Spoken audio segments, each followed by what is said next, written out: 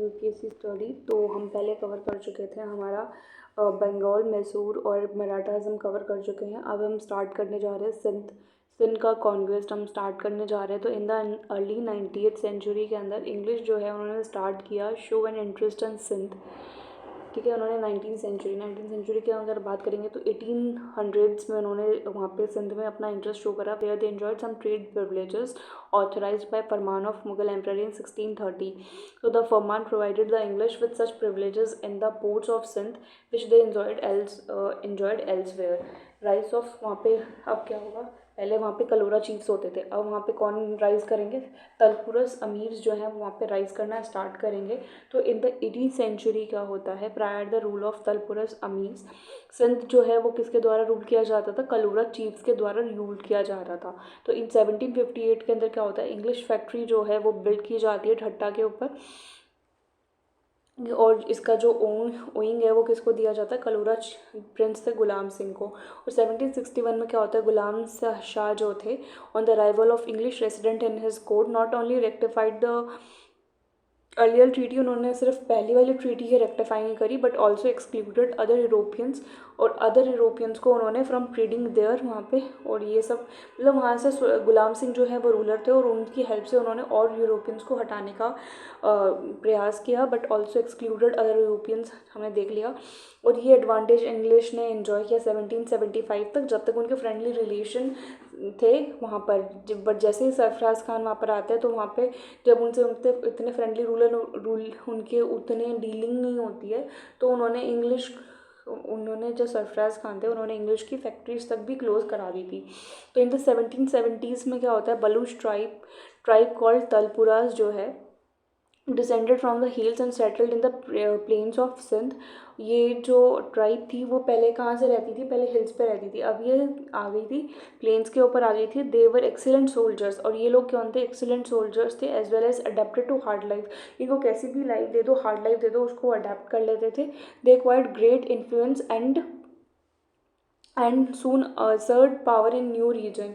इन 1783 के अंदर हम देखते हैं कि Talpurs under the leadership of Mir Fateh Ali Khan, जो तलपुरस थे और उनकी लीडरशिप किसके अंडर होती थी, उनकी लीडरशिप होती थी मीर फतेह अली खान के अंदर, establish complete hold over Sindh. उन्होंने पूरा सिंध के ऊपर अपना जो है अपना बोलते हैं ना होल्ड उन्होंने कर लिया, और सेंड द कलोरा प्रिंस, और कलोरा जो पहले की जो डायनेस्टी थी उनको उन्होंने एग्जाइल में भेज दिया। फिर देन दुर्रानी मनाक, जब दुर्रानी मनाक जो थे कन्फर्म किया क्लेम ऑफ मीर फतेह खान और order the leader to share the country with his, और उन्होंने मीर फतेह खान को बोला कि आप इस पूरी कंट्री को, और ऑर्डर किया कि इस पूरी कंट्री को आप अपने भाइयों में बांटिए, और उन भाइयों को नाम क्या दिया गया, 4 यार्ड नाम दिया गया।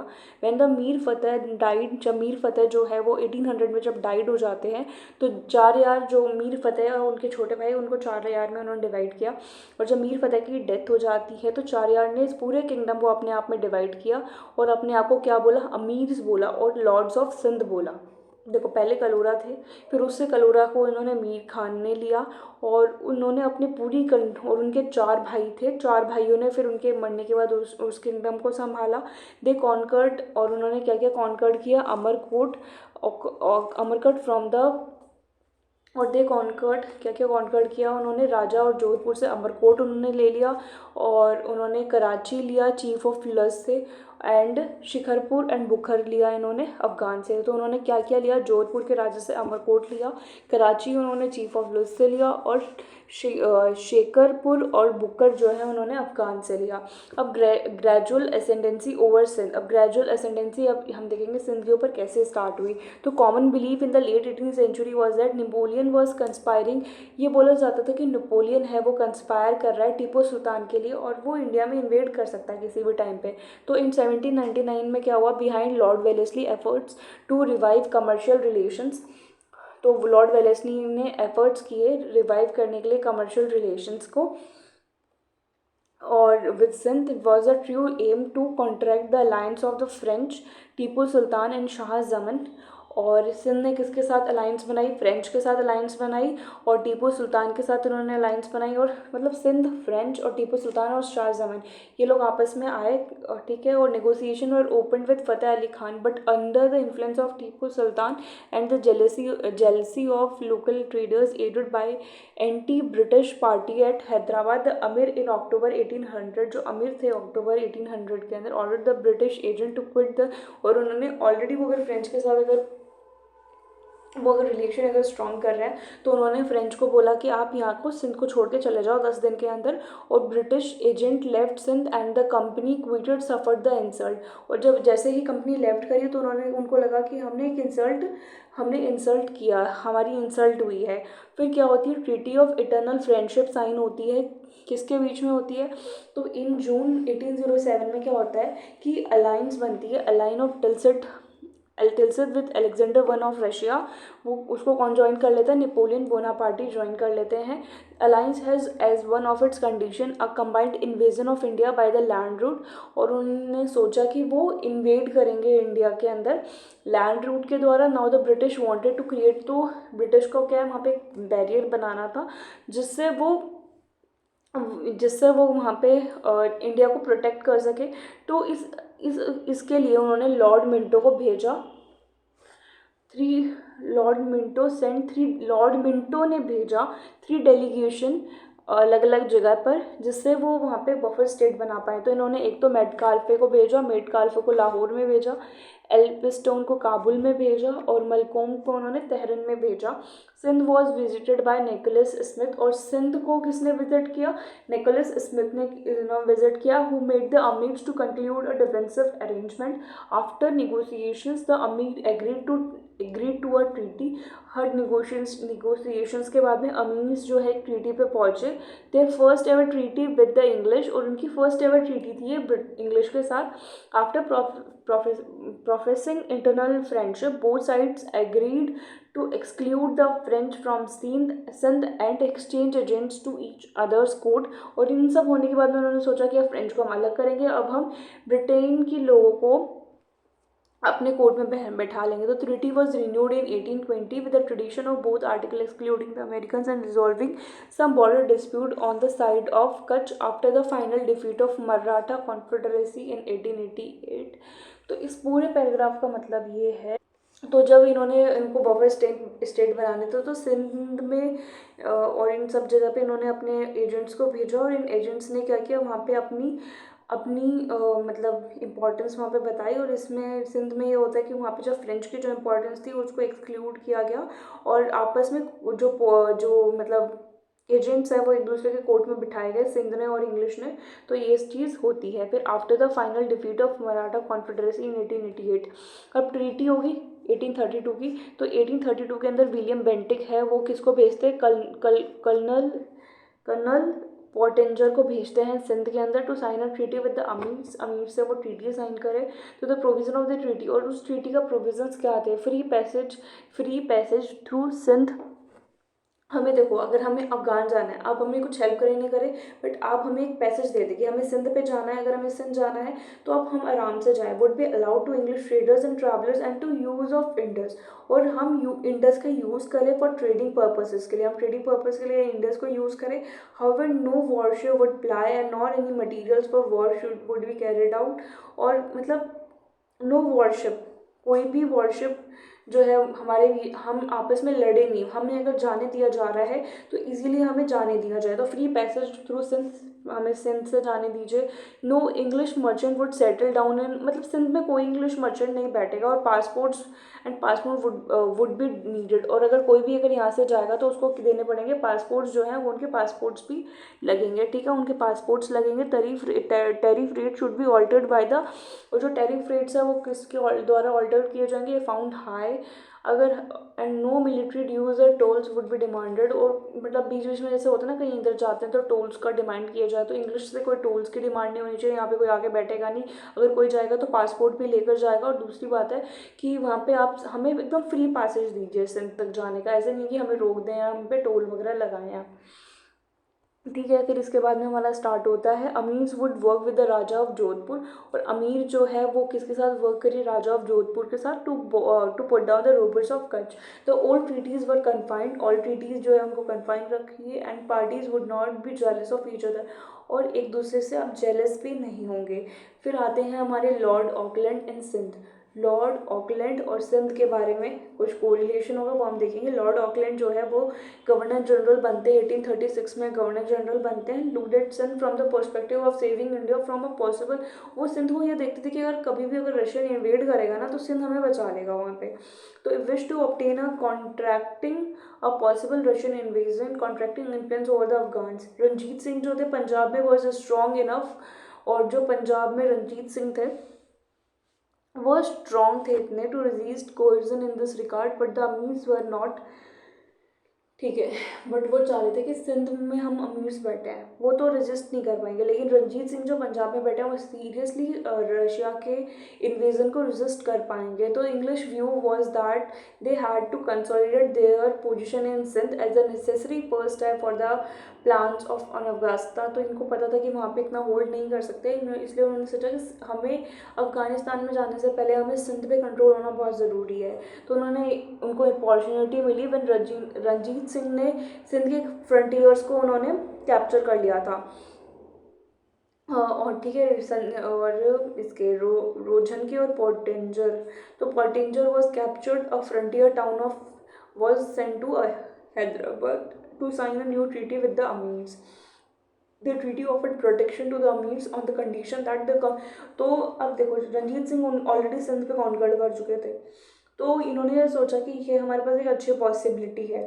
तो इन्होंने क्या किया, मतलब ब्रिटिशर्स ने अमीर्स को बोला कि हम आपको रंजीत सिंह से बचाएंगे, देखो आपकी टेरिटरी को कॉन्कर्ड कर रहे हैं, आप बस हमारे ट्रूप्स को अपनी रेसिडेंस में रखने के लिए अलाउ कर दीजिए। Would be capped in the capital at the अमीर एक्सपेंस, और जो भी ट्रूप्स हमारी कंपनी के आपके सिंध में रहेंगे उनका जितना भी एक्सपेंस होगा आप इसको देंगे, और alternatively the English would be given suitable expense, or alternatively the English would be given suitable concession in return. तो Amirs initially refused but later agreed। मतलब पहले तो उन्होंने बोला कि यार हमें नहीं बिठाना आपका रेसिडेंट, फिर बोलते हैं कि चलो ठीक है बैठ जाओ, और अब एक ट्रीटी साइन कर ली इन्होंने 1838 में। when the possibility of Ranjit Singh getting help from others was pointed out to them। तो मतलब उनको क्या बोला कि रंजीत सिंह से हम आपको बचाएंगे, और ट्रीटी उन्होंने साइन कर ली कैसे न कैसे करके 1838 में, ठीक है, ट्रीटी साइन कर ली। अब क्या होता है, treaty permitted the English to intervene in the, और फिर इस ट्रीटी से ये हुआ कि अब इंग्लिश जो है वो इंटरवीन कर सकता था अमीर्स के मैटर्स में, सिख के मैटर्स में, इन सब के मैटर्स में इंटरवीन कर सकते थे। तो establish the presence of British resident who would go anywhere he like assorted by English troop. The Sindh जो है वो टर्न हो गया था, मतलब सिंध था पहले एक प्लेस था, और अब वो किसके अंदर प्रोटेक्ट में आ गया था, अब वो ब्रिटिश के प्रोटेक्ट में आ चुका था 1838 के अंदर। फिर अब होता है ट्रिपार्टाइट ट्रीटी साइन होती है 1838 में। अभी देखो इन्होंने सिंध का मुद्दा तो सेटल कर दिया, इन्होंने सिंध का मुद्दा है पूरा का पूरा सेटल करा, इनसे ट्रीटी साइन करा ली। अब इसके बाद में अब आती है इनकी पंजाब की बारी आती है। पंजाब के साथ क्या है, ट्रिपार्टाइट ट्रीटी है वो साइन करेंगे। तो एड्रेस द अफगान प्रॉब्लम, अगर अफगान प्रॉब्लम को जब इनको एड्रेस करना था तो British the company resorted to further duplicity. अब वो डुप्लिसिटी ये करेंगे तो एक तो बोलेंगे कि हम आपको रंजीत सिंह से बचाएंगे, अब रंजीत सिंह को बोलेंगे कि यार आप हमें बचा लो और हमें हेल्प कर दो कि जो हमारा ये क्या नाम है इसका, शाह शुजा है, क्या नाम था, इसको अफगानिस्तान की गद्दी पे बिठा दो। तो इसलिए ट्रिपार्टाइट ट्रीटी रंजीत सिंह के साथ कर लेते हैं, और वहाँ पे उनके साथ ट्रीटी 1838 में कर लेते हैं कि अब हम आपको रंजीत सिंह से बचाएंगे।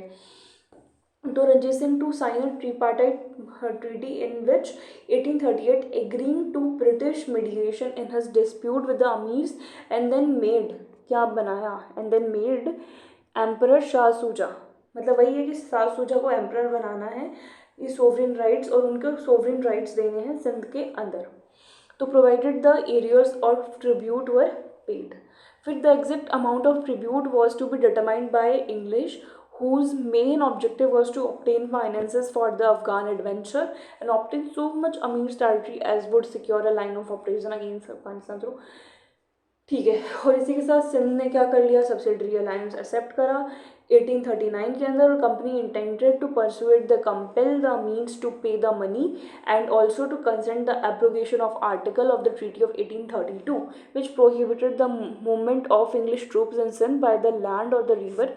BL ग्रोवर जो है वो राइट करते हैं, under threat of superior forces the amir ने एक्सेप्ट कर ली ट्रीटी फरवरी 1839 में, by which British subsidiary force has to be station at Shikarpur Bukkur and the amirs of Sindh were pay ₹3 lakh annually for the maintenance. और अमीर्स ने 3 lakh annually payment start कर दिया British company के ट्रूप को मेंटेन करने के लिए।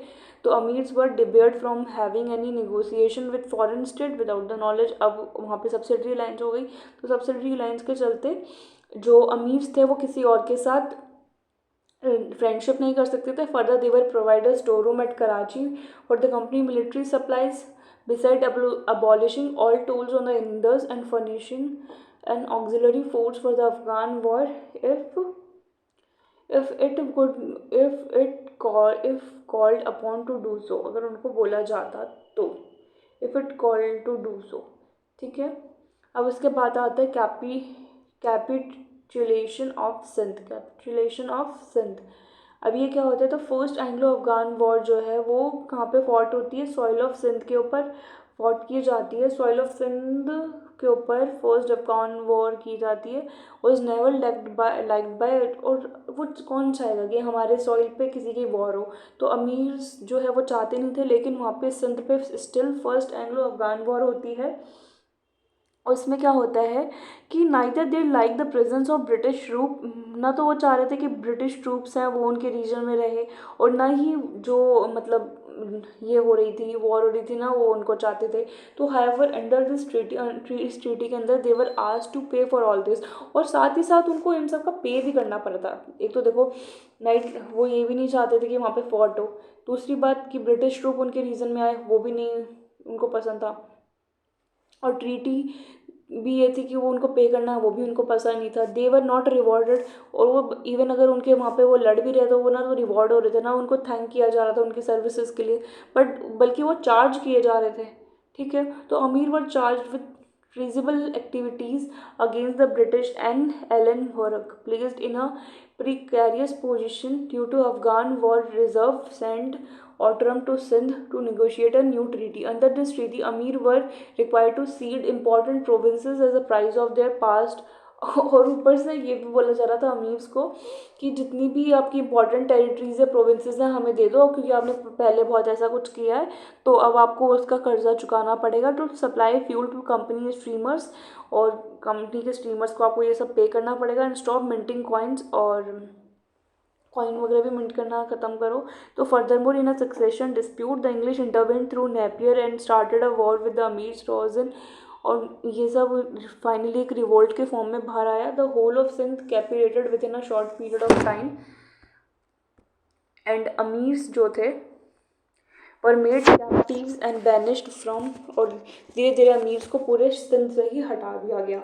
तो 1843 में आते आते गवर्नर जनरल जो एलन बॉरक थे, सिंध को मर्ज कर लिया हमारे ब्रिटिश एम्पायर में, और चार्ल्स नेपियर जो थे उन फर्स्ट गवर्नर वहाँ के अपॉइंट कर दिए जाते हैं।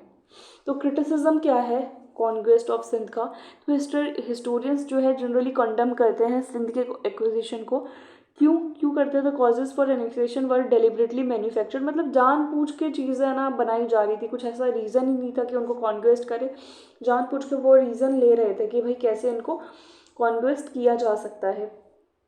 ठीक है, तो like many episodes in the British conquest in India, Afghan war is also a tale of bullying tactics and deceit. However, in the instance of the first Afghan war, the English suffered terribly at the hands of Afghans with a corresponding loss of prestige. Hand of Afghans Afghan, और ये इसलिए हुआ क्योंकि English वहाँ पर defeat हो रहे थे अफगान के द्वारा, और यहाँ पे आके वो किसको परेशान कर रहे थे, सिंध को परेशान कर रहे थे।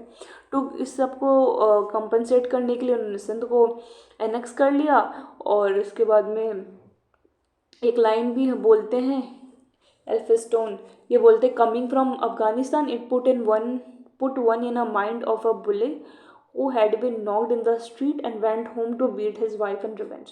मतलब जब इंसान बाहर से थका हुआ आता है और घर जाके अपनी बीवी को पीटता है, वैसे ही जो है ब्रिटिशर्स कर रहे थे। ठीक है, फिर अब आ रहा आता है कॉन्क्वेस्ट ऑफ पंजाब। पंजाब का कॉन्क्वेस्ट आता है। अब किसके अंदर होता है? सिखों के अंदर होता है, अंडर द सिख। तो पंजाब का कॉन्क्वेस्ट अभी हमने ख़त्म किया, हमारा सिंध कंप्लीट किया। अब हम किसके लिए करेंगे? पंजाब के लिए करेंगे कॉन्क्वेस्ट ऑफ पंजाब। तो consolidation of Punjab under the Sikh. Sikh के अंदर क्या था? सिख में हमने 3 चीज़ पढ़ी थी। पहले हमने गुरु गुरु गो पंथर साहिब पढ़ा था, फिर गुरु गोविंद सिंह थे उन्होंने, जिन्होंने सिख को एकदम ऑर्गेनाइज किया। फिर उसके बाद में शायद बंदा बहादुर है जो इसको फर्दर आगे बढ़ाएंगे, लेकिन बंदा बहादुर को एसेसिनेट कर देते हैं हमारे फर्स्ट जो रूलर थे, मतलब लेटर मुगल्स थे, उनका नाम था शायद बहादुर शाह या था, बहादुर शाह वन था। तो उनको हटा दिया जाता है। ठीक है, उसके बाद हम आगे चलते हैं। Consolidation of Punjab under the Sikh. Punjab का कैसे कंसोलिडेशन होता है सिख के अंदर?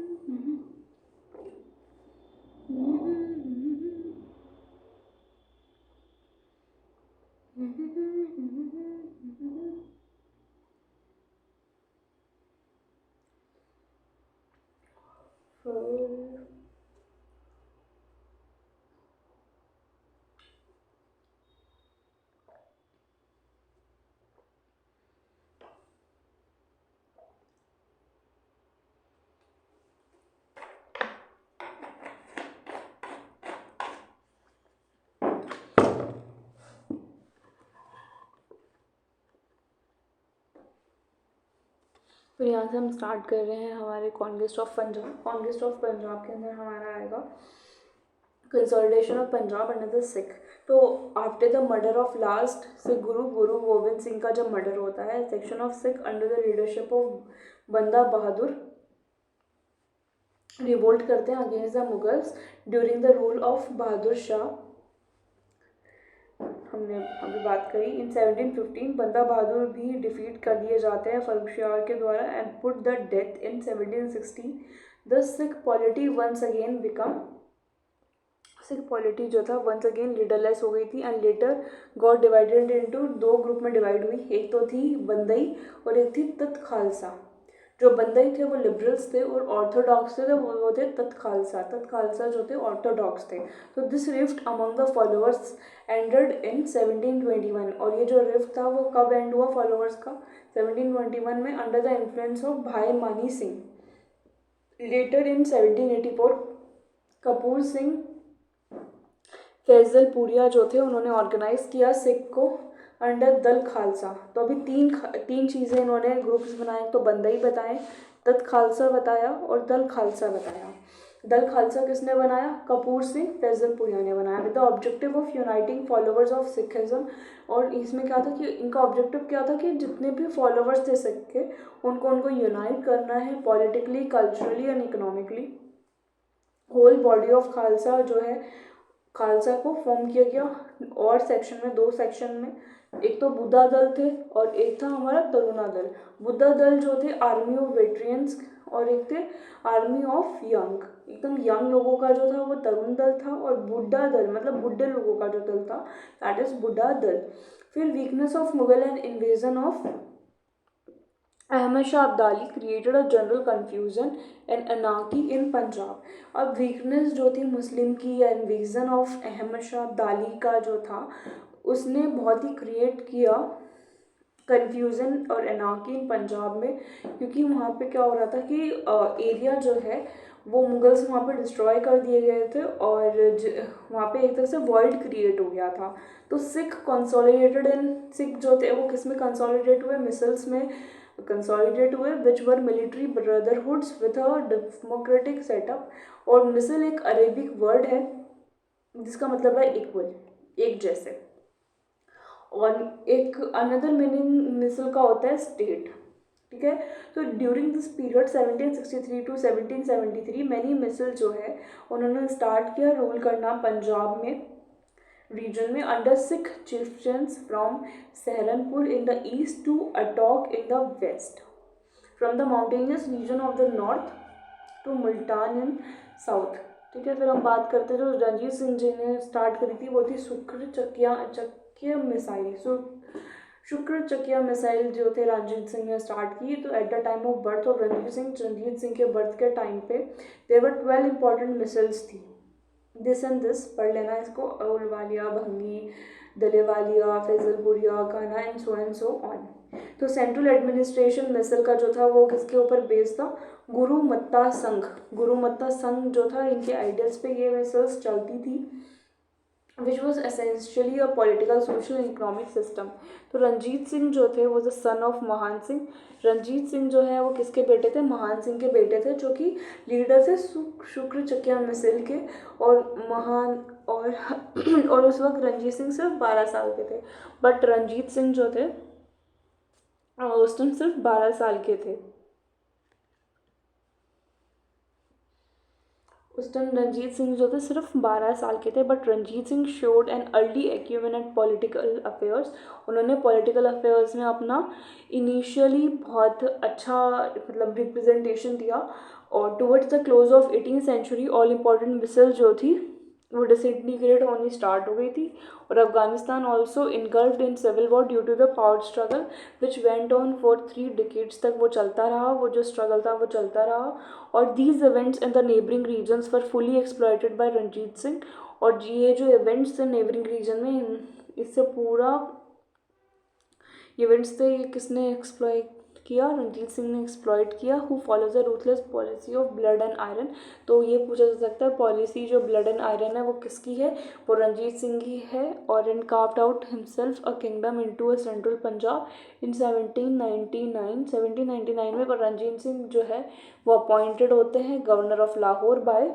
कौन इनको अपॉइंट करता है? जमन शाह जो रूलर थे अफगानिस्तान के, उन्होंने उनको अपॉइंट किया लाहौर के गवर्नर के रूप में. इन 1805 में रणजीत सिंह ने जम्मू और अमृतसर को उन्होंने एक्वायर कर लिया. और पॉलिटिकल कैपिटल अपनी लाहौर को बनाई और रिलीजियस कैपिटल अपनी अमृतसर को बनाई पंजाब की. Come under ruler he also maintain good relation with the Dogras.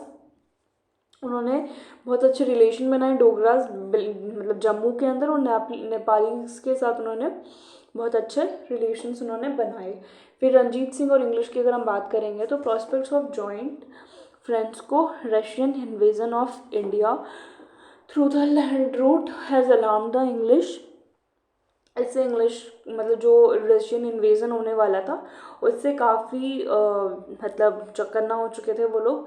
और 1807 में क्या होता है? लॉर्ड मिंटो, हमने देखा था पहले कि लॉर्ड मिंटो जो है उन्होंने किसको भेजा? चार्ल्स मेटकाफे को भेजा लाहौर में. और रणजीत सिंह ने ऑफर किया to accept Metcalfe proposal of an offensive and defensive alliance on the condition that English would remain neutral in case of. मतलब उन्होंने बोला कि सिर्फ अफगान वॉर होगी तो आपको न्यूट्रल रहना पड़ेगा, अगर आप मानते हो तो हम आपको बफर स्टेट बनने के लिए आपके लिए राजी हो जाएंगे. And would consider Ranjit Singh as the sovereign of the entire Punjab including the Malwa territories. However the negotiations जो है वो फेल हो गए. इन द मतलब कुछ भी उन्होंने मेटकाल्फे ने भेजा या जो मतलब रणजीत सिंह ने इंग्लिश को बोला वो कुछ हुआ नहीं. तो in the change political scenario in which the Napoleon danger receded and English become more assertive. Ranjit Singh जो है वो एग्री हो गए साइन करने के लिए ट्रीटी ऑफ अमृतसर. किसके साथ? कंपनी के साथ में. और ट्रीटी ऑफ अमृतसर में क्या था? It checked one of the most cherished ambitions of Ranjit Singh to extend his rule over the entire Sikh nation by accepting the river Satluj. मतलब रिवर सतलज को बेस बनाकर, और उनके ऊपर साइड तो रणजीत सिंह रहेंगे और उसके नीचे साइड कौन रहेंगे? कंपनी वाले लोग रहेंगे. कंपनी मतलब ईस्ट इंडिया कंपनी का रोल रहेगा. Now he directed his energies towards the west and captured. और उन्होंने अपनी जो एनर्जीज थी वो कहाँ पे उन्होंने लगाई? वेस्ट में लगाई. और उन्होंने क्या क्या कैप्चर करा? मुल्तान उन्होंने कैप्चर करा, कश्मीर उन्होंने कैप्चर करा और पेशावर उन्होंने कैप्चर करा. तो जून 1838 के अंदर क्या होता है? रणजीत सिंह जो होते हैं वो कंपेल करते हैं बाय पॉलिटिकल कंपेंशन. एक तो पहले तो उन्होंने अमृतसर साइन कर ली 1809 में, और वही 1838 में इन्होंने ट्रिपार्टाइट ट्रीटी भी साइन करी थी, जिसमें ये था कि वो शाह शुजा को कहाँ पे, अफगानिस्तान की गद्दी पे बिठाएंगे। ठीक है। और रिलेशन जो थे राजा रंजीत सिंह की कंपनी के साथ 1800 से 39 तक क्लियरली इंडिकेट करते हैं कि फॉर्मर वीक पोजीशन, मतलब इतने स्ट्रांग नहीं थे। Although he was conscious of his weak position, he took no step to organise a coalition of other Indian princes और maintain a balance of power. Ranjit Singh जो है उनकी मृत्यु हो जाती है जून 1839 में, एंड विथ हिज डेथ उनकी डेथ के साथ the process of decline of his empire 1839 में उनकी डेथ हो जाती है, और इसके साथ साथ पंजाब जो है वो डिक्लाइन होना स्टार्ट हो जाता है। अब आएगा पंजाब आफ्टर रंजीत सिंह। रंजीत सिंह के बाद पंजाब कैसा था, यह कैसा होगा। तो बिगनिंग ऑफ कोर्ट फैक्शंस, अब जैसे ही रंजीत सिंह की डेथ होती है वैसे ही धीरे धीरे कोर्ट में फैक्शंस आने स्टार्ट हो जाते हैं। ठीक है। जो खड़क सिंह के ओनली लेजिटिमेट और सन, और जो उनके सक्सेसर थे खड़क सिंह जो थे वो इतने एफिशिएंट नहीं थे। ठीक है। तो ड्यूरिंग द ब्रीफ